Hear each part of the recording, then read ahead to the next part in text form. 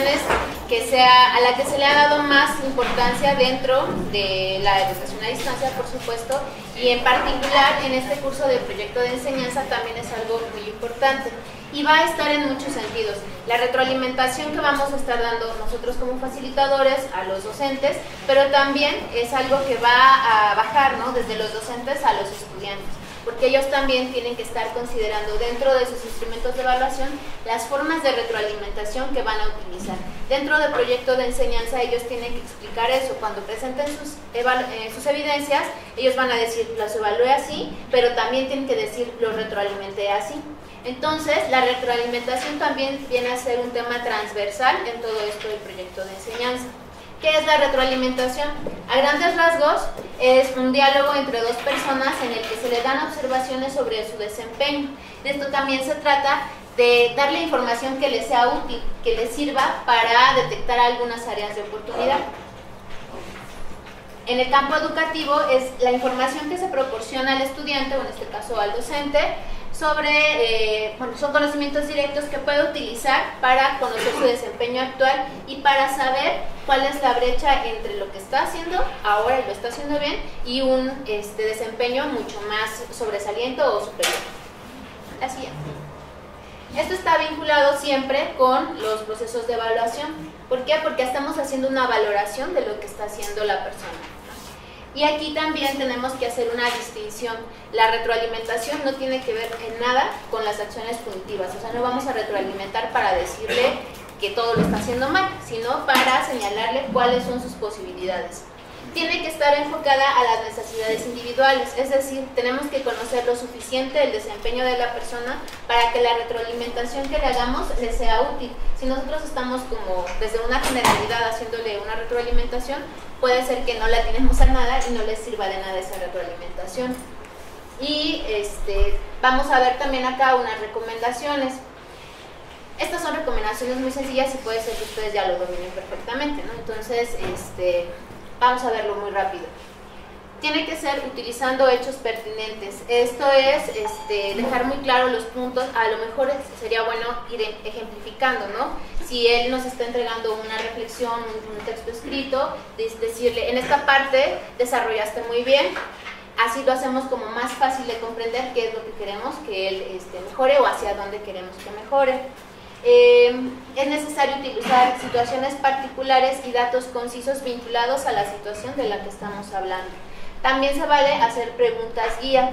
Estas pueden ayudarnos a que el docente se sitúe, ¿no? Que sepa dónde está, qué es lo que quiere y hacia dónde queremos que vaya. También debemos de buscar que haya una sensación de seguridad o un ambiente de confianza para que la retroalimentación sea bien recibida. Si nosotros realizamos una retroalimentación en la que estamos siendo muy directos, entonces ahí le podemos crear algún tipo de inseguridad al docente, ¿no? Es decir, pues ya no voy a esforzarme porque pues vea cómo me hablan, ¿no? O sea, creo que nunca lo voy a hacer muy bien, o ese tipo de cuestiones. Tenemos que buscar que se cree un clima de seguridad en el que el docente sienta que lo que le vamos a decir le va a ayudar. La que sigue. Equilibrar los comentarios. Esto es bien importante. ¿Por qué? Porque a la mayoría nos gusta que nos reconozcan lo que hacemos bien. Entonces, esa es una de las sugerencias, hacer primero un reconocimiento de lo que está bien hecho dentro del producto o dentro del desempeño, para que así también abramos esa conversación y el diálogo sea mucho más ameno. Después ya podemos empezar a reflexionar sobre los errores, ¿no? Señalar cuáles serían los puntos en los que hay un área de oportunidad o en los que el docente puede superarse, ¿no? Muchas veces, a veces las entregas se realizan con muy poco tiempo de trabajo, ¿no? Se realizan como muy al aventón por la carga de trabajo o cualquier otra razón.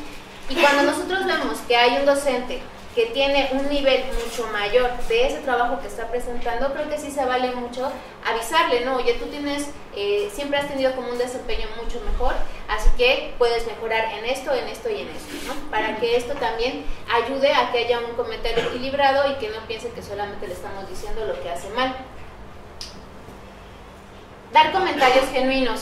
Es lo que venimos diciendo desde el principio, ¿no? O sea, decirle, es un excelente trabajo, no es un comentario que le sirva de mucho, ¿no? A lo mejor hasta es una mentira. Entonces, si hacemos una comunicación en la que nosotros tengamos el suficiente cuidado de analizar bien el producto que estamos recibiendo, le podemos hacer un comentario genuino y que esté totalmente relacionado con eso que él nos está entregando. Si llegamos a hacer comentarios demasiado generales, ¿qué es lo que va a pensar? Que ni siquiera lo estamos leyendo atentamente, o que a lo mejor hasta nos confundimos de archivo y nos estamos retroalimentándole algo que escribió alguien más. La que sigue. Bueno, entonces, ¿qué no sería la retroalimentación? ¿No? Ya que hicimos como un esquema muy general de qué podría ser, ¿qué no es? No es un reproche ni una crítica, no es hablar por otros, tampoco es una manera de hacer que el castigo sea válido, o sea, no vamos a ser punitivos. Es un proceso que tiene que ser bidireccional, o sea, no se vale que solamente sea de nosotros hacia el otro. Tampoco es una observación dirigida a aspectos fuera del control de la persona. Esto es como muy importante también, ¿no? A veces, si nosotros no tenemos en cuenta cuáles son los ámbitos de acción de los docentes, podemos estarle pidiendo cosas que no van a poder realizar, y eso pues va a generar solamente frustración, ¿no? Porque no es algo que esté dentro del ámbito de injerencia del docente. Tampoco es un debate en el que alguien... Perdón. Una pregunta. Sí. ¿Vamos a tener alguna información especial sobre el grupo? O sea, el alumno, quién es el docente, qué materias da, dónde trabaja. En el foro de presentaciones, ahí se le pide que diga quién es, cuál es el subsistema en el que trabaja, qué materias imparte, cuáles son sus intereses, cuál es su formación profesional, y es una de las primeras recomendaciones que se le hace a los facilitadores. En la primera semana ellos empiezan a presentar y el facilitador puede ir revisando el foro de presentaciones para conocer a su grupo. Sí. ¿Los maestros van a ser del estado de Guanajuato? No, de todo el país. De todo el país. A veces se sitúan de ciertos estados porque, sí, o sea, las convocatorias de pronto suelen contestarla primero unos estados que otros, entonces en la primera generación a lo mejor ven más personas de un mismo estado y en las otras van a ver de diferentes. De todo el país van a tener. Pero van a ser de todo el país. Bueno, decíamos que no es un debate que alguien tenga que ganar. Aquí no se trata de demostrarle que nosotros sabemos mucho y por eso somos facilitadores. Aquí de lo que se trata es de ayudarle a mejorar lo que está entregando, porque al final de cuentas el que va a ser evaluado es él y el que va a tener que desarrollar todas estas habilidades que estamos considerando es él. Uno de los principales instrumentos que utilizamos para realizar la retroalimentación es la rúbrica. Sí. Antes de pasar a la siguiente, todos los maestros ya sí están enterados que los que van a empezar mañana su trabajo práctico de reflexiones del semestre anterior. Bueno, eso lo van a saber en cuanto entren al curso. Ellos saben que ya están convocados para el curso, van a recibir su usuario y contraseña, y en cuanto empiezan a revisar los materiales, se les va a ir indicando que en particular en esta generación ellos van a trabajar con productos de su semestre anterior. La semana empieza de viernes a viernes. Bueno, la semana es de viernes a viernes. Es de viernes a jueves. De viernes. En este caso va a ser de viernes a jueves. Sí. Una pregunta, ya llegamos a esta parte de la evaluación. ¿Hay alguna motivación por parte de los profesores al entrar en este curso? O sea, ¿cuál es la motivación de ellos al entrar? Prepararse para la evaluación que van a tener, porque esta es una forma de evaluación diferente. ¿A ellos no les ayuda en su trabajo? Claro que sí. También porque están ayudando. No en el sentido de que pueda poder hacer mi evaluación correctamente, sino no les van a dar. No, pero los dos tienen como derecho la capacitación, y ellos tienen como ciertas horas de capacitación que deben de cubrir. Entonces cada vez que se van inscribiendo a estos diferentes cursos van avanzando en las horas de capacitación. Y otra pregunta más a lo mismo. ¿Ellos se inscribieron o los inscribieron? A ellos los seleccionan, para este curso los seleccionan. Pero me refiero, o sea, yo sé que a lo mejor me dicen a mí, oye, tú eres un posible candidato al curso, ¿sabes que ya te inscribí? No, ellos seleccionaron, perdón, ¿quieres? Sí, no, o sea, nosotros tenemos una base de datos que nos dio el sistema de la Coordinación Nacional del Servicio Profesional Docente de los 20,000 docentes que van a ser evaluados este año. Esa base de datos la tenemos nosotros. Nosotros los invitamos a participar en el curso, pero de esos 20,000 ahorita hay inscritos 8,000. No es obligatorio, solamente es quien quiera. Entonces ellos hicieron su registro. Los que ustedes van a tener, ellos por decisión propia han decidido entrar al curso. Y eso ya es bueno de entrada. ¿No? Eso ya es muy bueno. El año pasado no fue así. El año pasado los metimos a ver quién quiere tomar el curso. Muchos lo tomaron y no iban a ser evaluados. Ni sabían si iban a ser evaluados. Este año ellos ya saben que van a ser evaluados. Ya saben que van a ser evaluados. Pero incluso el curso no se lo vamos a dar a nadie más que los que van a ser evaluados. Nadie tiene derecho a ese curso más que los que tenemos en esa lista. ¿Sale? Y ellos también eligen la generación en la que quieren trabajar. La fecha también es muy importante. Ellos han elegido la fecha en la que quieren tomar este curso. Hay 3 fechas. Ellos eligieron, por ejemplo, los que van a empezar mañana eligieron esta fecha. Sí. Una constancia. Una constancia. Sí, hay ciertos criterios que se solicitan para dar una constancia. En este caso es que hayan realizado todas las actividades y que tengan una calificación aprobatoria mínima de 6. 60.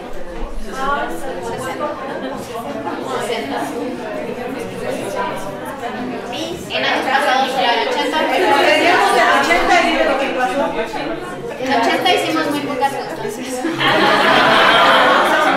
Ahora queríamos hacer trabajar más al de las constancias. Sí. ¿Cuántos grupos máximo nos van a dar?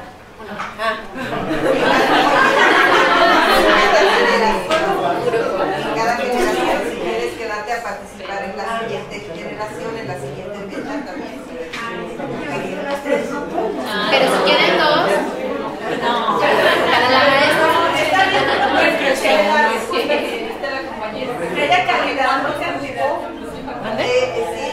Que se les da solamente un grupo a cada asesor, porque consideramos que son 40 docentes a evaluar, a facilitarles el conocimiento. 40 no es suficiente. En esta primera generación hay 3 fechas, hay 3 generaciones. Si ustedes desean continuar para la segunda generación, pues que nos vamos a preguntar y ya no nos lo hacen saber, ¿verdad? Para que se apunten en la segunda o tercera generación. O bien a quien no nos den la opción de continuar.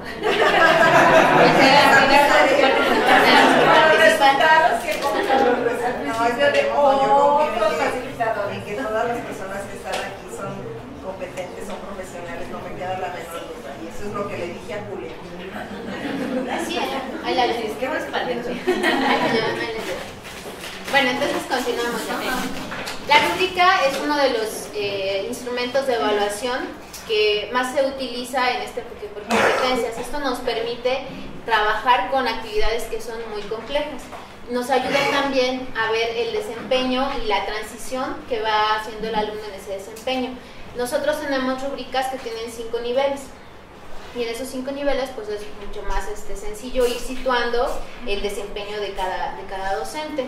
Las listas de cotejo pues también están dentro de este tipo de criterios de evaluación. Y algo que a nosotros nos gusta mucho hacer es que tratar de que las rúbricas estén totalmente relacionadas con lo que estamos haciendo en las actividades. Muchas veces se les tiene que seguir haciendo ajustes y es lo que ustedes van a ver en el ejercicio que traemos hoy. Se van a seguir ajustando.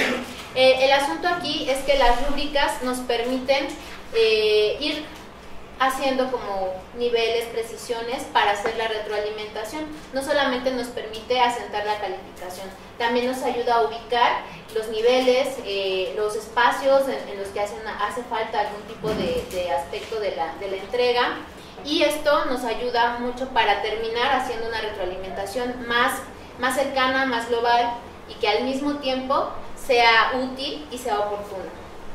La siguiente fase. También vemos que las rúbricas nos ayudan mucho, no solamente a nosotros, es también un instrumento que los docentes utilizan para evaluarse primero ellos mismos. Leen la rúbrica, saben cuáles son las especificaciones que se les van a estar calificando y entonces pueden adaptar lo mejor posible su entrega antes de que llegue a ustedes. Y ya después, con el criterio de ustedes, pueden seguirlo mejorando. ¿Sí? Por ejemplo, uno escribe un criterio en la rúbrica que el maestro que está siendo evaluado puede replicar. Si yo no estoy de acuerdo con esta calificación, sí, en este caso, ¿qué procede? sea, es una argumentación que procede, es una observación que ustedes pueden hacernos a nosotros para mejorar ese instrumento. Sí, totalmente. Algo que ya habíamos platicado un poco es cómo necesitamos que se haga la retroalimentación en foros.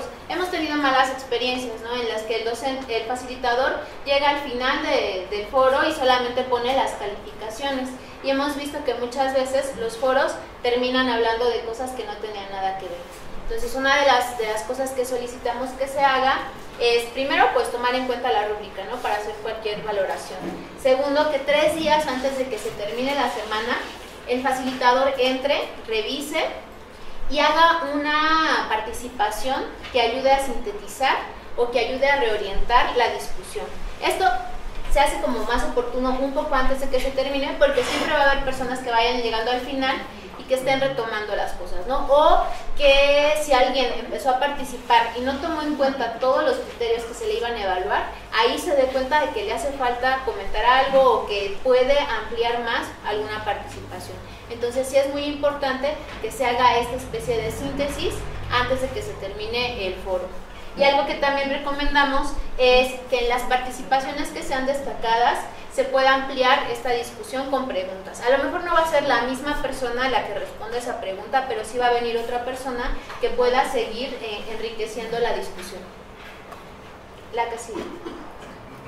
Como ya les habíamos comentado también, sí. En cuanto a foros es importante equilibrar, digamos, pues luego hay una manera de comentar de un compañero, ¿no? Los que se dedican a ese mismo compañero, casi todo el mundo, digamos, necesitamos nosotros equilibrar eso, sí. Comenten con otros. Sí, sí, también eso es muy recomendable, ¿no? Que se promueva la interacción con todos, ¿no? Porque eso también habla de un ambiente sano de aprendizaje, ¿no? Si solamente hablamos con los que nos caen bien o los que piensan igual que nosotros, pues no hay una verdadera discusión. Entonces sí se puede motivar para que haya más intercambios de ideas, aun cuando no estén de acuerdo o cuando tengan puntos de vista muy, muy diferentes. ¿Cómo se califica el foro? Hay una rúbrica en la que hay diferentes especificaciones. Pedimos que se retome algún contenido en general. También pedimos que se haga una participación concreta o una primera detonación, digámoslo así, y después que se interactúe con al menos 2 compañeros. Y entonces, ya que haya cumplido con todos esos criterios, se le establece la calificación. Hay una... ¿Era automático? Digo, por sistema, ¿lo hace la plataforma? No, el foro se califica manualmente.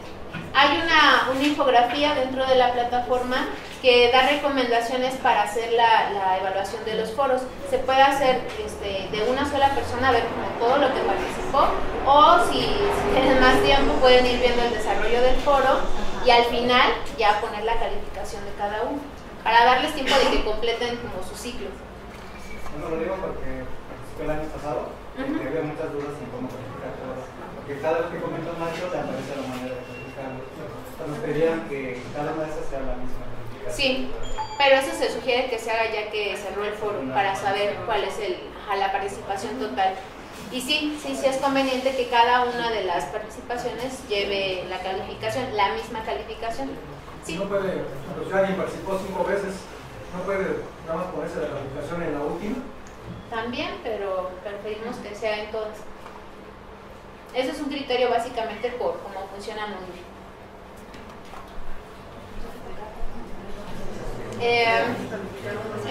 Sí, puedes calificar.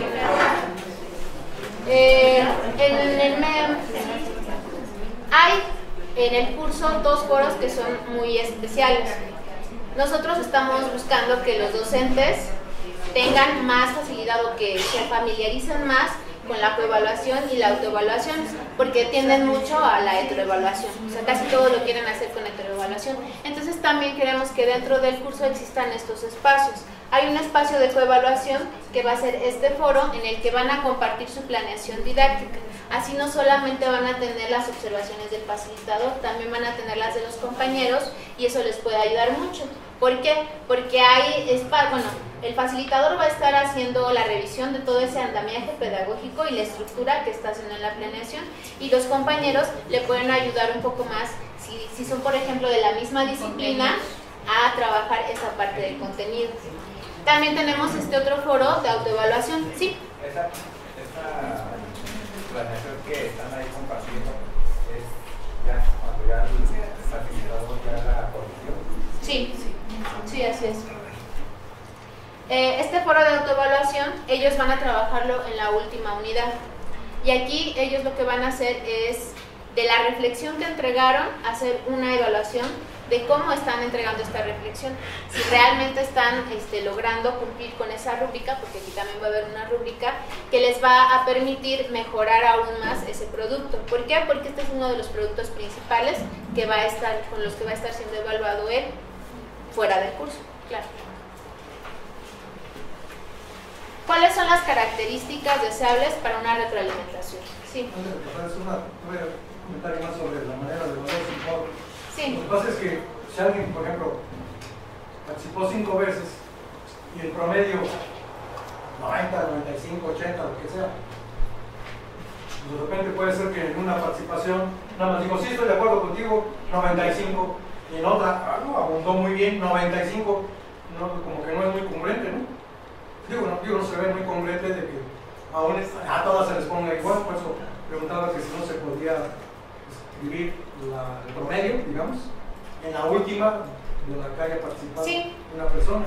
Sí, la situación es tener como la visión global de toda la participación, para que no suceda eso, ¿no? Al final del foro ver si hizo su participación en forma, la primera, y si fue retroalimentando. Y también algo que nosotros tratamos y que les pedimos ahí mismo es que consideren que la retroalimentación no es decirle estoy de acuerdo contigo, ¿no? Sino que la retroalimentación que tiene que dar información útil para modificar posturas o para ayudar a reflexionar al otro sobre algún punto que nosotros vemos. Entonces, ese tipo de participaciones realmente no tendrían que contar, o sea, solamente las que estén bien construidas.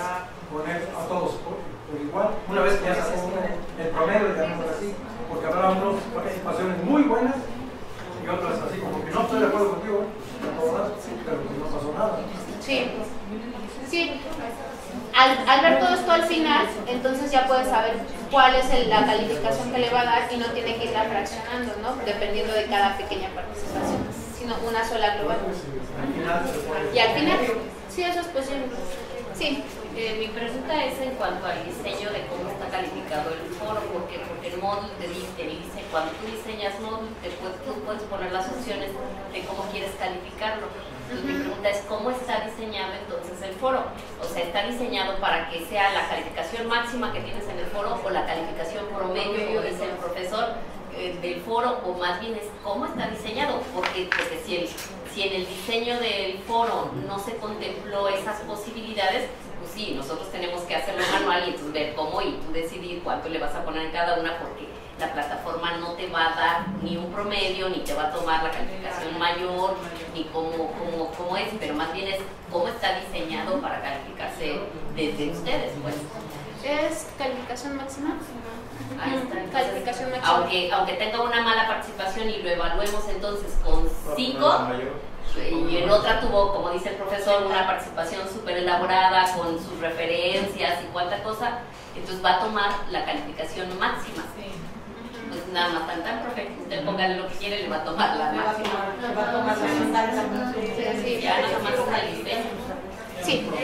No sé si ya se respondió esa pregunta, pero cada plataforma es diferente y el adaptarnos es, bueno, no sé.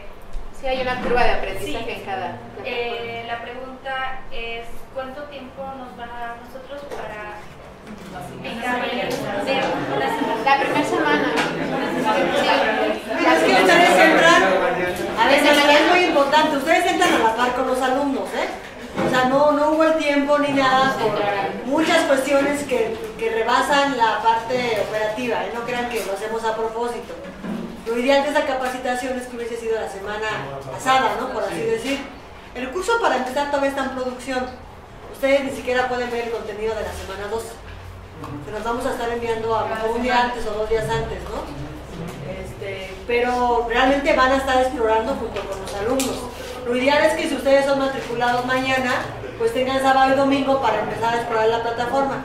les aseguro que muchos alumnos no van a estar entrando, ¿no? Van a estar entrando por ustedes igual a la parte. ¿Qué más quisiéramos decirles? Exploren, entren, ahorita se los vamos a mostrar, ya está ahí la primera parte, ¿no? No tiene, ustedes hablan de un proceso de adaptación y sí es real, ¿no? Todo curso es diferente, pero es Moodle, realmente cuando hablamos de Moodle las herramientas ya las conocemos, ya las ubicamos. No creo que su curva de aprendizaje sea muy lenta, creo que al contrario, ¿no? Van a ver muchas cosas que ya ustedes están familiarizados. Sí, además, bueno, nosotros procuramos que el aula tenga como muchos accesos directos que faciliten el trabajo. Entonces, tratamos de que sea muy amigable y en ese sentido, si tienen observaciones, pues también son muy útiles para nosotros. ¿Cómo queremos que se haga una retroalimentación? Bueno, en general, pues sabemos de qué se trata, ¿no? Que hay que decirle a la otra persona, pero sí necesitamos que haya cierta estructura dentro de esas retroalimentaciones con algunos motivos. Queremos que una de las primeras cosas sea iniciar con el nombre del participante. ¿Para qué? Para evitar esto de que de pronto le copien lo mismo a todos y hasta rebautizan a la gente, ¿no? Porque se nos ha pasado ver eso. Que le ponen Víctor Hugo a una maestra, ¿no? Entonces, es muy importante que la primera cosa que hagamos para iniciar nuestra retroalimentación sea el nombre de la persona. Estimada Guadalupe, nosotras, sí, o Patricia, o de la manera que ustedes quieran iniciar, y también ahí pues se ve un poco de la calidez con la que nosotros estamos comunicándonos. Nosotros vamos a continuar entonces con las fortalezas del trabajo presentado. Esto por lo que decíamos anteriormente, ¿no? Esto facilita y abre un poco el diálogo. Posteriormente, las áreas de oportunidad del trabajo presentado. Y algo que es muy importante, siempre que esté a la mano o que sea algo sencillo de realizar, hacer sugerencias para realizar las mejoras. Tal vez recomendar alguna lectura, algún video, algún procedimiento que pueda hacer para mejorar ese producto que está realizando. O que vuelva a hacer la lectura de algún. Exactamente. Y terminar con una despedida muy breve y afirmar, como si fuera un correo electrónico, ¿no? Como estas comunicaciones que realizamos de esta manera. La que sigue. Ustedes si han trabajado con Moodle conocen las listas programadas, entonces tenemos este tipo de listas de cotejo en las que solamente van seleccionando cuál es el criterio que está representado en el producto. Igual las rúbricas en las que tienen los diferentes niveles.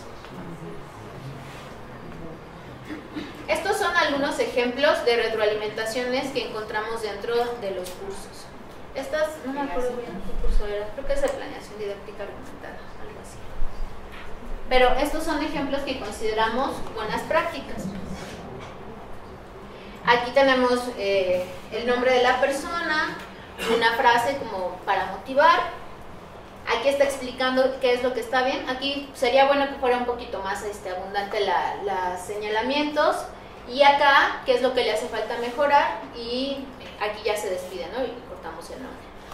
Pero revisar la ortografía y acentos. Esa cualquiera se le va. Es para que vean que es un ejemplo real. La realidad. A ustedes no les va a pasar eso. Son mucho más cuidadosos. El que sí. ¿Ya es otro? Igual acá. Su reporte cumple con tales cosas. Redacción, extensión, nomenclatura. Solo le recomiendo revisar la ortografía. Eso también es muy común, ¿no? Lo que ya nos habían comentado.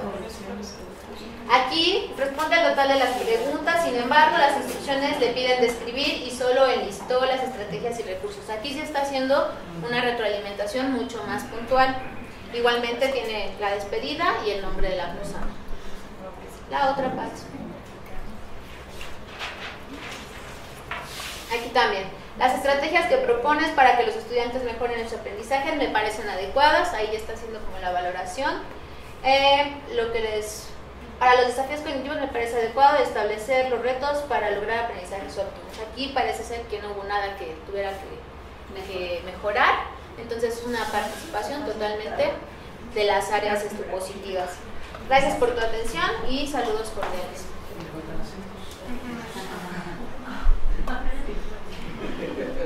Bueno, entonces ahora, ¿hay alguna duda sobre retroalimentación? se acerca mucho a lo que ya venían realizando. Sí. Y no les faltan los acentos. La verdad. Y no les faltan. Y queremos ver, oye, verán, ya los vamos a ver. Sí. Cuando es una retroalimentación donde el trabajo les quedó de forma ya perfecta, la primera, no la segunda, la primera, ¿cómo qué podremos poner? Algo como lo anterior, ¿no? Retomar aspectos de la rúbrica. O sea, ya esto. Ya más sugerencias, ¿no? ¿Verdad? No, aunque a lo mejor como para ampliar algún otro tema, sí cabe recordar algunas cosas. En esa parte es importante siempre impulsar el hecho de resaltar aquellas participaciones especiales. Por ejemplo, me di cuenta que en tal aspecto te enfocaste mucho, enfatizaste, investigaste, pudiste crecer en este conocimiento, etcétera, ¿no? Entonces se puede desarrollar un diálogo muy profundo sobre la aportación exitosa del alumno, y de lo cual soy testigo. Es motivante para que ellos sigan indagando, involucrándose con el curso. Entonces, por ejemplo, a mis asesores actualmente no son mensajes nada más así de échale ganas, ¿no? Sino es ir más allá, es motivarlo, es invitarlo a participar, es preocuparse. Claro, sí, también incluso, claro, sí, sea pertinente. Hicieron muy buena su trabajo como docente. Exacto, sí, siempre, si ustedes tienen conocimiento por aportar y decirle al alumno, mira, yo ya realicé este contenido, te invito a que lo cheques, eso es excelente, porque ellos alimentan su conocimiento, ¿no? Y crean ese vínculo. Es una de las estrategias para crear este vínculo con ellos, y es muy importante. Sí, es hacer el reconocimiento del esfuerzo que se realizó, es una valoración también. Bueno, vamos a hacer una primera práctica grupal. Vamos a pasarle unos de los videos que tenemos en el curso. Este es para que ustedes tengan como más fresco cuáles son los elementos que debe contener el diagnóstico.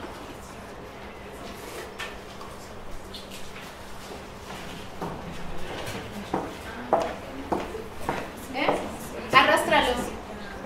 Ahí está. No, ahí está. ¿Sí se oyen?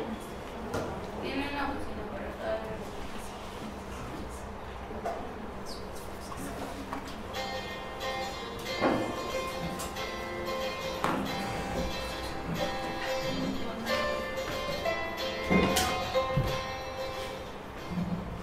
México es un país que se caracteriza por su diversidad social, cultural.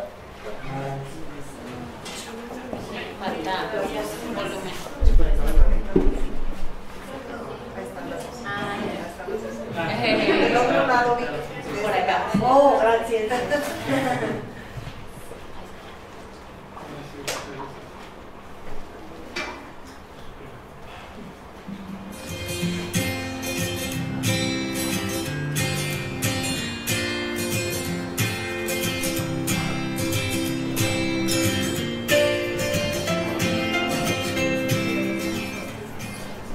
México es un país que se caracteriza por su diversidad social, cultural, geográfica, climática, entre otras. Como docentes frente a grupo, es fundamental conocer el entorno donde nos desarrollamos.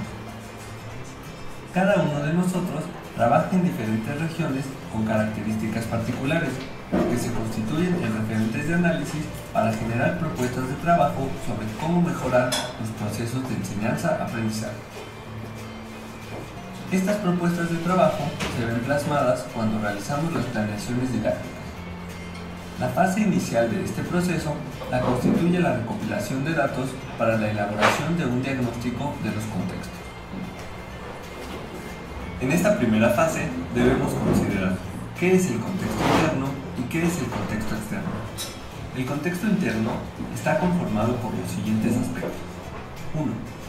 Características básicas de la organización de la escuela. Se refiere a si pertenecen a una organización completa o incompleta. La organización completa es donde se cuenta con todo el personal administrativo y operativo. La organización incompleta es cuando las funciones se desempeñan solamente con el personal docente existente. 2. Infraestructura. Hace referencia a los recursos con los que cuenta el plantel y el estado en el que se encuentra. Por ejemplo, inmobiliario, pizarrones, campos deportivos, salas de audiovisuales, laboratorios, conexión a internet, bibliotecas y espacio para actividades culturales o deportivas. 3. Características particulares de las y los estudiantes que van desde la dimensión personal, familiar y académica. En la primera debemos considerar principalmente todos los factores socioemocionales que incidan en el proceso de aprendizaje. Algunos de estos son la situación emocional que viven las y los estudiantes, los intereses personales, la motivación que presentan por concluir y continuar sus estudios, si son padres o madres, o si tienen problemas de salud, por ejemplo, enfermedades crónicas, discapacidades u otras. En la segunda, recopilaremos elementos que describan detalladamente cómo es la dinámica familiar, es decir, qué rol desempeña cada integrante, si existe algún factor de riesgo para la o el estudiante, como violencia intrafamiliar, pobreza extrema, adicciones, entre otras que interfieran en el proceso de aprendizaje. La tercera contribuirá a retomar aquellos elementos que nos permiten conocer cómo ha sido la trayectoria académica, los estilos y procesos de aprendizaje, así como los hábitos de estudio de nuestros estudiantes.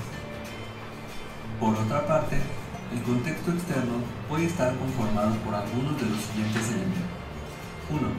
Zona geográfica, que incluye características climáticas, orientación geográfica, acceso al transporte, ubicación de la escuela, así como la principal actividad productiva de la región. 2. Servicios básicos, drenaje, pavimentación, sistema de transporte, electricidad, internet, entre otros. Y 3. Espacios de recreación, como parques, cines, teatros, museos, casas de cultura, bibliotecas, etc. Ahora que hemos revisado la información anterior, podemos recapitular que el contexto interno es la descripción de todos los elementos que conciernen específicamente a la comunidad escolar y al plantel, y el contexto externo es la descripción de los elementos que están fuera del entorno en el que se encuentra la escuela. Es importante hacer énfasis que los elementos detallados hace un momento solo son ejemplos de los aspectos que podrían analizarse, ya que agregar o eliminar otros dependerá del contexto en el que nos encontremos. Una vez definidos los elementos que conforman los contextos, necesitamos establecer un instrumento o técnica para recabar la información que nos permite elaborar el diagnóstico. Existen diferentes instrumentos o técnicas que nos ayudarán a obtener los datos que requerimos. Algunos de ellos son cuestionarios, entrevistas, encuestas o la observación. La información contenida y revisada en este video nos permite resaltar la importancia de realizar un diagnóstico en el que incluyamos la elaboración de un análisis mediante el cual podamos conocer a nuestros estudiantes y el entorno donde nos desarrollamos, para que en función de lo anterior planifiquemos intervenciones que contribuyan al fortalecimiento del proceso de enseñanza-aprendizaje.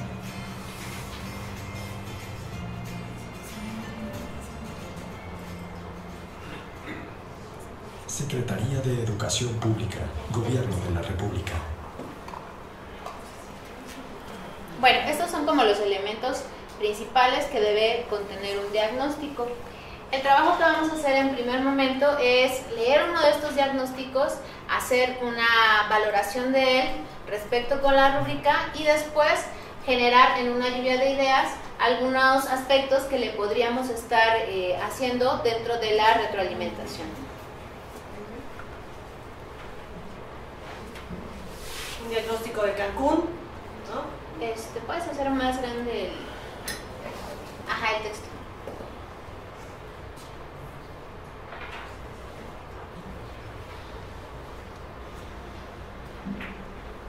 Bueno, ¿qué les parece si lo vamos leyendo? Cada quien lee una página, no son muy grandes. Entonces, maestro, ¿puedes comenzar, por favor? Sí. El Colegio Nacional de Educación Profesional Técnica, CONALEP, fue creado por decreto presidencial de 1978 como un organismo público descentralizado del gobierno federal con personalidad jurídica y patrimonio propio. Su objetivo principal se orientó a la formación de profesionales técnicos egresados de la educación secundaria.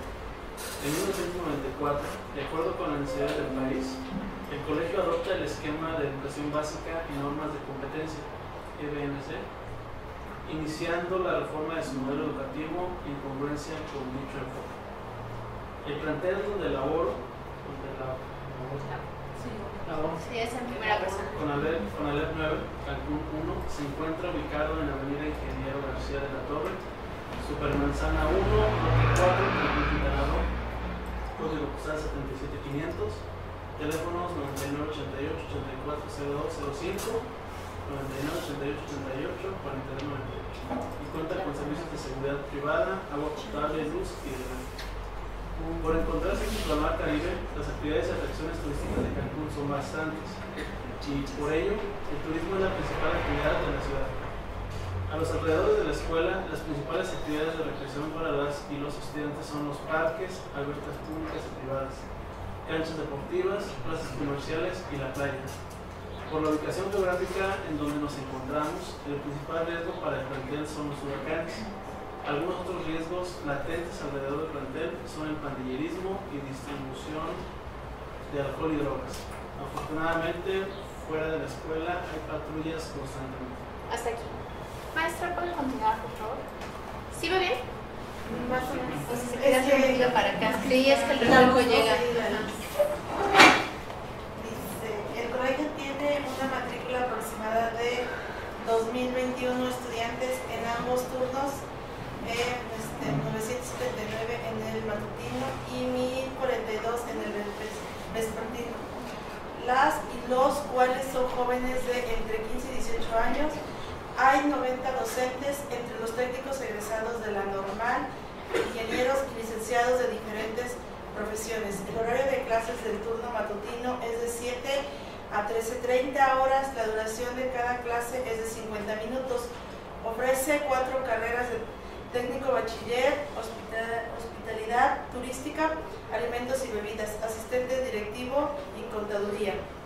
La escuela cuenta con 21 salones de clase distribuido en 3 edificios, solamente de 2 pisos de altura, al igual que 5 bloques de aulas con 1 piso de altura. Cada salón está equipado con un pizarrón, en promedio 50 sillas, un escritorio de metal, una silla para la o el docente, 4 ventiladores de techo, puertas sin cerradura y ventanas corredizas de aluminio con vidrio transparente de situación que permite observar lo que sucede en los pasillos y que distrae a los estudiantes. Además tiene una sala audiovisual con capacidad para 90 personas y una biblioteca para 70 personas, con 5 computadoras para el uso de las y los estudiantes, asimismo un taller de hospitalidad que cuenta con el mobiliario mínimo necesario para desarrollar las actividades del área, un taller de alimentos y bebidas, un taller de idiomas con capacidad para 33 personas, 2 talleres de informática, el primero con capacidad para 60 personas y 45 computadoras con acceso a internet, el segundo con capacidad para 55 personas y 28 computadoras sin conexión a internet, solo con programas preestablecidos para contabilidad y matemáticas.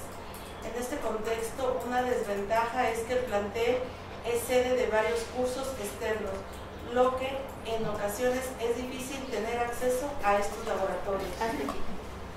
Maestra, ¿puede continuar? Respecto de las demás áreas verdes, cuenta con jardineras en diferentes pasillos, con base en el modelo de aprendizaje de programación neurolingüística BAC, el grupo 305 de la especialidad de hospitalidad turística, turno matutino cuenta con 42 estudiantes y 68.5 son kinestésico, 17.2% visual y 14.3% auditivo, por lo cual usualmente seleccionó actividades para los kinestésicos sin olvidar los auditivos y con la finalidad de reforzar en cada una de ellas y ellos sus áreas de oportunidad. En este grupo tengo un total de 11 estudiantes con discapacidad auditiva y visual. Los estudiantes con discapacidad auditiva son 4 y uno de ellos debe usar aparato auditivo para escuchar correctamente y el resto presenta deficiencia leve. Estos estudiantes ocupan las primeras filas del aula para no perder ningún detalle de la clase. Con esta medida precautoria no hemos tenido complicaciones para su aprendizaje. Por otra parte, en este grupo tengo 7 estudiantes con discapacidad visual y 5 de ellos ocupan lentes con muy poca graduación y usualmente se sientan en las butacas del centro en donde observan el pizarrón correctamente. La graduación que ocupan los otros 2 estudiantes se saltan, por ello, al igual que los estudiantes con discapacidad auditiva, se sientan en las primeras filas del salón de clases. Para dar atención a las necesidades particulares de estos 2 estudiantes, yo procuro hablar con tono de voz adecuado y solicitar al resto del grupo cuando realicen aportaciones o exposiciones que hablen fuerte para que todos y todas escuchemos sin problemas.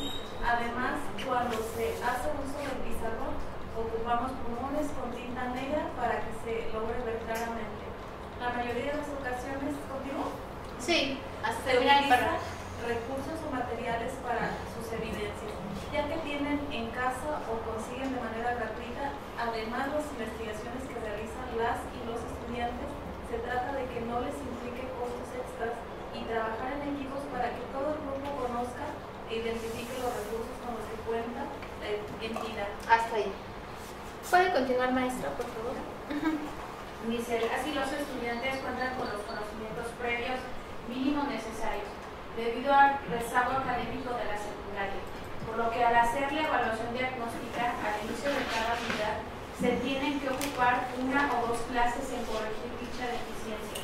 Afortunadamente, las y los estudiantes de mi grupo cuentan con las habilidades de comunicación efectiva, colaboración, capacidad de adaptación, iniciativa y curiosidad para la resolución de problemas. Además, con base en los diagnósticos iniciales y las observaciones realizadas sobre el camino, es como se logran adaptar las actividades económicas y sociales para un mejor aprendizaje y que se realice en tiempo y forma.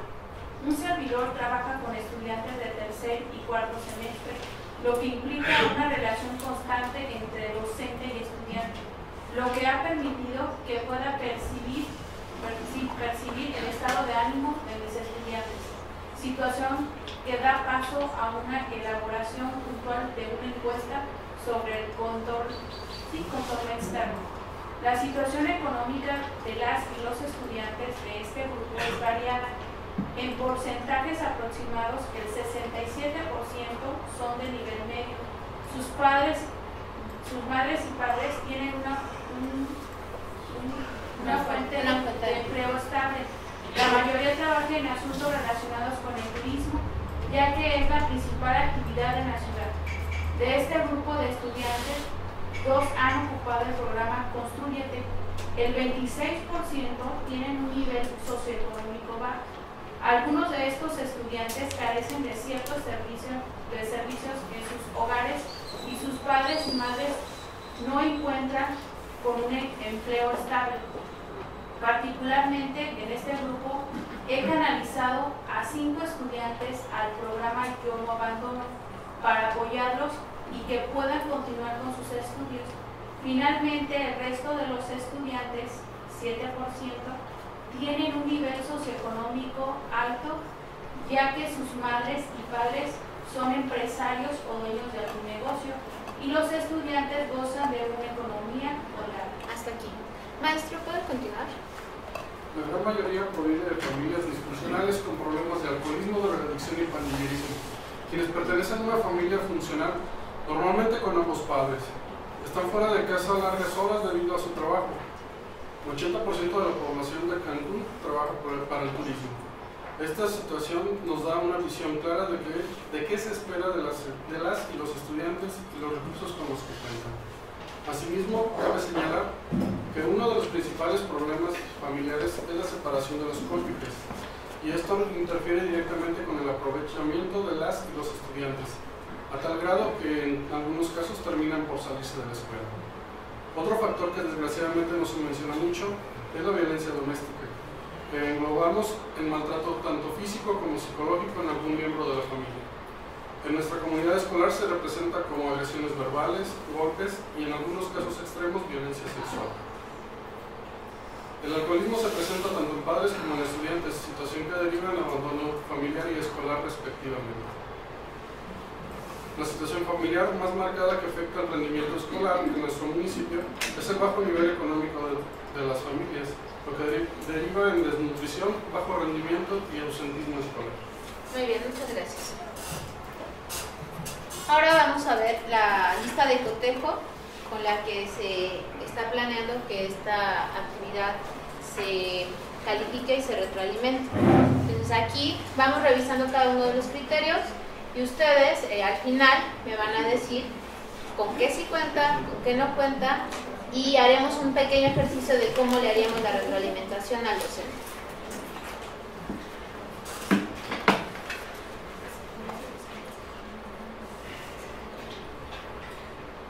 Bueno, aquí en lo que respecta a conocimientos vemos que se pide que describa detalladamente los elementos del contexto interno. Describa detalladamente los elementos del contexto interno. Esto pues ya tienen ustedes la referencia con lo que vimos del video. Describa detalladamente las características de las y los estudiantes, el tipo de ambiente, así como las interacciones que se dan dentro del aula. Sintetiza claramente la información del contexto externo e interno del plantel y las características del grupo. Describe clara y estructuradamente la información del contexto interno y interno del plantel y las características del grupo con el que trabajó. Cumple con el 100% de las instrucciones establecidas, esta es en la parte de las actitudes. Redacta claramente y sin faltas de ortografía, entrega a tiempo la actividad y nombra el archivo de acuerdo con la nomenclatura proporcional. Bueno, entonces ya tienen como la idea global de todo esto. Vamos a regresar sobre la rúbrica y ustedes me van dando en lluvia de ideas cómo piensan que retroalimentar a este docente. Sobre el contexto externo. ¿Es todo o nada? ¿O dependiendo de...? Pues muchas veces la lista de cotejo como que la rebasa la realidad. Porque, por ejemplo, en la ortografía, si tiene 5 faltas de ortografía de todo, ¿le voy a dar el todo o no le pongo? ¿Cómo? En estos casos es aplicar mucho el criterio del facilitador. O sea, si ustedes sabiendo que cumple en un 80%, se lo da, ¿no? Completo. O se está viendo que hay alguna parte, por ejemplo, hay algunos donde se pide que haga 2 cosas, ¿no? O 3, el ambiente y las interacciones. Entonces, en esos casos, si le hacen falta 2, por ejemplo, no le coloca esa y en la retroalimentación le explica por qué. Pero ahí está lo importante, ¿no? En la retroalimentación explicas el por qué. ¿Qué le faltó? Bueno, a ver, lluvia de ideas. Adelante. ¿Cómo vieron el diagnóstico? ¿Lo vieron bien? Digo, ese es uno de los mejores, ¿eh? Sí, está muy completo. Le falta como la articulación, ¿no? Así o sea, es, los lo que brincos que da Como pasa de Renato. las áreas verdes a los alumnos. Entonces está como en la redacción. Pero como dice la compañera, o sea, si es así como lista de cotejo de si está o no está, pues yo creo que sí es como el criterio de la mayoría, ¿no? O sea, si más de la mitad de las cosas que esperamos están ahí, pues yo supongo que sí están, ¿no? Ese sería el criterio. Le damos el 5. Pues yo creo que sí sería que sí tiene algo del contexto. Okay. Parte de la retroalimentación es en la redacción, ¿no? Porque empieza a hablar de algo y uno deduce después que está hablando de su grupo, entonces tal vez la parte donde dice, no sé qué, ¿de qué? Sí. Programación y neurolingüística, y dije, ay, espérame. Del back. Como ni siquiera me dio la introducción de que realmente era el maestro, en mi materia, bla, bla, bla, ni habla. En el diagnóstico que van a entregar, ¿sí reportan la técnica para recopilar la información? O sea, no es forzoso. Sí, porque yo pienso en este primer grupo que no tienen, o sea, ya no tienen al alumno, ¿verdad? O sea, ahí va a haber una ventaja para los que inician con el ciclo escolar, que ahí tienen el grupo y que pueden, o sea, no sé, un cuestionario, una encuesta, entrevistas directas, qué sé yo. No. Pero, por ejemplo, se puede aplicar un cuestionario, entrevistas o demás al principio, ¿no? Cuando no conocen todavía su grupo. Pero en este caso, que ya conocen su grupo, ya es como, no tiene por no le vamos a calificar qué instrumento está aplicando y qué también lo están aplicando. Lo que queremos es que él redacte, relacione, elabore el diagnóstico y lo considere. Ese es nuestro objetivo. Una preguntilla. En la parte, hay una parte donde menciona cifras. ¿No los tiene que apoyar con algo? Es que eso aquí las cifras sí es investigación de los docentes, ¿eh? Nosotros apoyarlos no. No, bueno, me refiero a que la persona que está diciendo que eso hizo, pues ¿por qué lo apoyó con una encuesta basada en no sé qué, bla, bla, bla? O sea, que cite, ajá, con base a la encuesta que realicé en el 2003 de mi, no sé, en mi archivo no sé qué, y entre paréntesis, ¿no? Porque él está lanzando, esa persona está lanzando, yo también puedo lanzar estadísticas, pero yo como sé que lo sacó en su diagnóstico. Ajá, y no tiene citas, no veo un apoyo en algo. Pero para ese caso sería en la retroalimentación decirle, estimado profesor, usted está hablando de cifras, ¿cómo es válida o dónde está el respaldo? O su referencia. Porque ahora esta no me la pide, la rúbrica no me la pide, pero yo pues sé que me están lanzando citas, no sé si en la evaluación que ellos van a tener les van a pedir las citas. Es muy buena, no, creo que no parece ser así. No, bueno, al apoyo de los pero esa observación es muy buena, así se las podemos dar, ¿eh? O sea, lo podemos incorporar en la muchos docentes lo que han hecho en la media superior, para todos los, vieron ustedes que va como de lo general a lo particular para empezar. Él empezó a hablar del CONALEP en general, 1978 y no sé cuántas cosas más, se fundó. El plantel tiene 5 aulas y tiene quién sabe cuántos maestros, y matutino, vespertino. Muchos maestros en los diferentes planteles, en algunos, se han puesto en equipo y esa información se las das al mismo director, ¿eh? Sí. En algunos. Ahí está ya toda la información, te ayudo para que te respaldes en tu diagnóstico. Eso habla de todo el contexto interno de la propia escuela, ¿no? Y está bien. Entonces ahí podrían poner esa información que nos dio, por ejemplo, el director del plantel, o la sacamos en academias. Porque sé que lo hacen, ¿eh? Nos lo han comentado los que están siendo evaluados. Nos hemos reunido en círculos de estudio para ver cómo hacemos nuestro diagnóstico. Y ese es el resultado. Y a la otra parte, yo creo que es una muy buena observación que sí podemos incorporar. Cita las fuentes de donde estás adquiriendo esa información, ¿no? Porque creo que al final del día, pues sí podemos inventar datos. Y al final se escucha bonito, ¿no? El 5%, el 2%, el 3%. ¡Ay, este maestro sí que lo conoce!, ¿no? Y bueno, en la evaluación parece ser, no les piden eso, no les piden así como que dame la fuente y cita, ¿no? Pero yo creo que es una buena práctica que pueden hacer. Y sobre todo la parte donde él menciona que el 7% de sus alumnos no sé qué, y decide, a ver, ¿y cómo lo sacaste? ¿Sí? Bueno, con base a mi registro de aula del 2007, en donde yo pego un pedacito donde veo que el monito dice esto y ya. Claro. No sé, la información, perdón, ¿se puede presentar? Adelante. Sí, se puede presentar de diferentes maneras, me imagino, con tablas, gráficas o algo así. Sí, es un formato libre. Es un formato libre, pero tiene que tener todos los elementos que ustedes ya vieron. Primero sobre las referencias, al final el diagnóstico debe llevar una referencia de información, porque también una parte habla sobre el alcoholismo, pero no las cifras, y bueno, porque dices que el alcoholismo es la violencia en base a que no. Sí, es lo que están mencionando, ¿no? Es como hacerles saber, aplicarse un cuestionario a tus alumnos, una entrevista a los padres de familia, te lo dio tu orientadora porque hace visitas domiciliarias a los alumnos. ¿Ese diagnóstico lleva también anexos o más? No lleva anexos, lleva así nada más. Sí, por supuesto que sí las puede colocar. Pero para fines de rúbrica cumple con los requisitos. No, eso son más de o sea, tú lo puedes sugerir como enriquecer el trabajo. El alumno está cumpliendo. Digo, no podemos exigirle más de lo que nos está marcando la rúbrica, porque entonces no somos congruentes. Pero ahí es donde a lo mejor lo que decía el compañero, ¿qué le pongo a alguien que tiene todo bien, no? O sea, bueno, tal vez digo, supongo, no lo sé, tenga 100, pero aún así la retroalimentación tenga muchas observaciones de cosas que se pueden mejorar, que a lo mejor no son obligatorias, ¿no? O sea, como esto que la estructura que nos piden, ¿no? O sea, tu trabajo cumple con todos los requisitos de la rúbrica. Sin embargo, yo te podría aportar que puedes mejorar esto y esto y todas estas cosas que estamos diciendo. Hay una cualificación. Ajá, que lo puede fortalecer. Sí, es importante. Bueno, sí sería como una observación, ¿no? Como consejo que se le pueda dar al estudiante, que dé el fundamento de todas las estadísticas. Porque bueno, yo me considero una persona analítica y al ir escuchando que dice, son 2021 estudiantes, pero se cuentan con 23 salones distribuidos en 3 edificios.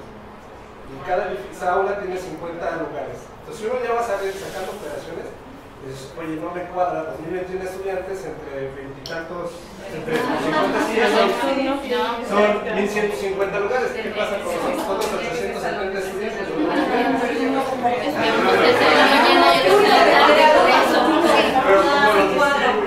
Sí, cuadras, son 2 turnos. Son 50 alumnos. Sí, claro. Pero vean cómo, vean. Pero yo creo que también debemos de tener el criterio que hay mucha información que ya viene preestablecida de la escuela. Por ejemplo, está preestablecido ya las aulas, los salones, o sea, es información que realmente viene de la escuela. Ahora, la información, por ejemplo, de cuántos son kinestésicos, esta información se saca desde un principio. Desde un principio se hacen diagnósticos psicopedagógicos o psicológicos, donde se dice, a ver, tienes un alumno de tanto un grupo tal cual, y de este grupo tienes tales así, así, así, y eso, esa información realmente, o sea, yo no estoy en contra de ponerlo, ¿no? Pero yo digo que hay mucha que ya es tomada de algo que ya existe, ya está, dentro de tus mismas planeaciones lo pones. O sea, digo, a lo mejor en tus planeaciones en secundaria viene desde las competencias, desde la transversalidad, y viene aquí tal cual. Tengo tantos alumnos con tantos alumnos autistas, tantos con discapacidad, tantos, y esa información desde un principio se da en las juntas de consejo, las primeras que dicen, aquí está, este es tu salón, así están psicológicamente, pedagógicamente, estos problemas traen, bla, bla, bla, bla, unos vienen de padres separados, vienen de padres no solo separados sino en pleitos del niño, de con quién se va y con quién no se va. Toda esa información, digo, prácticamente ya está establecida y ya nada más la bajan. Nada más, así es como está la rúbrica, no tiene una escala de valor, porque yo puedo decir... Esta es una lista de contexto. Pero no manejan escalas de valor en algunas... Se dan 4 en lugar de 5. Sí, por eso la rúbrica. En este caso, así va. Es que miren, esta actividad ahí hay que hacer mucho énfasis. Esta es la actividad de la semana 1. Ya cuando ellos entregan su diagnóstico, ahí sí ya tenemos la rúbrica. Este es un preámbulo. Acuérdense que esa es la primera actividad que les estamos mostrando. Que identifiquen todo. Para que identifiquen nada más. Cuando ya se va a entregar, ahí sí ya se tiene una rúbrica más detallada. Sí, porque si no... Lo que queremos identificar aquí en esta primera actividad es a ver cómo ellos nos muestran su diagnóstico. Y ya después de que ellos revisen todo el contenido, los materiales, y que les digamos cómo lo pueden hacer, a ver cómo lo entregan. ¿Sí? Ya mejoró, estamos hablando ya de la semana 2. ¿No? Entonces ahí ya se supone que nos van a entregar un mejor diagnóstico y ellos van a conocer la rúbrica igual desde el inicio. Ya no va a ser una lista de cotejo. ¿Vale? Bueno, yo opino desde el punto de vista de las actividades comunitarias, nosotros tenemos que hacer todo. Exactamente. Todo. No es un antecedente previo. Todo lo hacemos en el campo. Y a través de la plataforma que nos brinda Proporciona OVE, ahí nos dice exactamente quién está en riesgo de abandono, todo técnico, bueno, lo da la plataforma, pero además nosotros como tutores, los que somos del área de ciencias sociales, tenemos que hacer todo eso, o sea, no hay un conocimiento previo. O sea, nosotros tenemos que armar eso a través del plan de mejora continua que apenas estamos conformando, apenas estamos iniciando. Creo que así como viene esta lista de cotejos, estamos entrando en el punto a los subjetivos, ¿no? Yo creo que le falta tal cosa, yo creo que le falta, o que debe de hacer o que debería de hacer. Sin embargo, creo que para no tener también problemas con los usuarios, deberíamos de ajustarnos lo más posible a lo que viene específicamente dentro de las rúbricas, porque me doy cuenta que hay muchísimas opiniones diversas. Por ejemplo, supongo que el maestro es ingeniero o algo así. Ok, yo soy de comunicación y de ciencias sociales. Yo jamás en la vida hubiera imaginado, me hubiera puesto a hacer cuentas. O sea, en mi vida pasó en mi cabeza que me iba a poner a contar los estudiantes junto con los salones. Yo pienso más en la redacción y, oh sí, la congruencia. Tal vez no lo ve desde la perspectiva que yo. Sin embargo, si viene lo que se especificó dentro del cotejo, sí, pues ahí está. Y dentro de la sugerencia, dentro de la retroalimentación, pues yo creo que ahí podemos ser un poquito más subjetivos. Sin embargo, para el cumplimiento de la evidencia de la actividad, pues apegarnos lo más que podamos a lo preestablecido, ¿no? Sí, aquí vamos a ir a la mano, en primera cuál es el propósito de la actividad y la profundidad de la actividad, ¿no? Seleccionamos las listas de cotejo para las actividades que no son tan complejas, ¿no? Y que muy fácilmente se puede saber si está bien hecha con contabilizar los elementos que se traen. Y cuando son más complejas, hacemos las rúbricas, y en las rúbricas sí tratamos de que haya como esta diferencia o esta graduación del desempeño, ¿no? Que se vaya viendo cuando es insuficiente hasta cuando es excelente, ¿no? Entonces, para cerrar así, un solo comentario de retroalimentación, alguien que elabora el comentario de retroalimentación completo. Sí. No sé cómo se llama. Invéntenle un nombre. Juan, te felicito. Tu análisis de contexto es sumamente completo, ya que mencionaste datos demográficos de suma importancia para los enfoques necesarios que tendrás que realizar en tu labor docente. Además que cumples con datos relacionados de forma específica tanto del contexto externo como interno. Esa es la fortaleza. Te comento que noté algunos errores de ortografía. Recuerda que es importante comentar en nuestros alumnos esta capacidad. Como sugerencia, te sugiero cargar datos demográficos, esto lo sustentes con las referencias necesarias de donde obtuviste dicha información, como por ejemplo indicar si algún dato lo tomaste del INEGI, que dicho sea de paso es un organismo muy recomendable para obtener datos sólidos de este tipo. Asimismo, te recomiendo que revises este artículo y le mando alguna liga, en donde se explican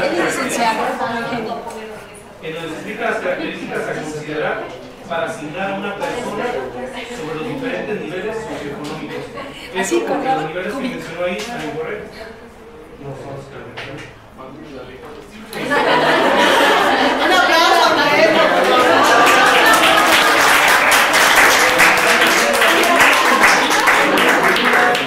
Y ya nada más, espero que tengas un excelente día. De ahí en el foro del facilitador nos pone la liga. A todos. ¿Alguien quiere complementar? No.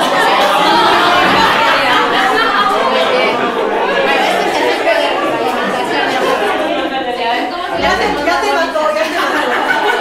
Así deben de ser todas las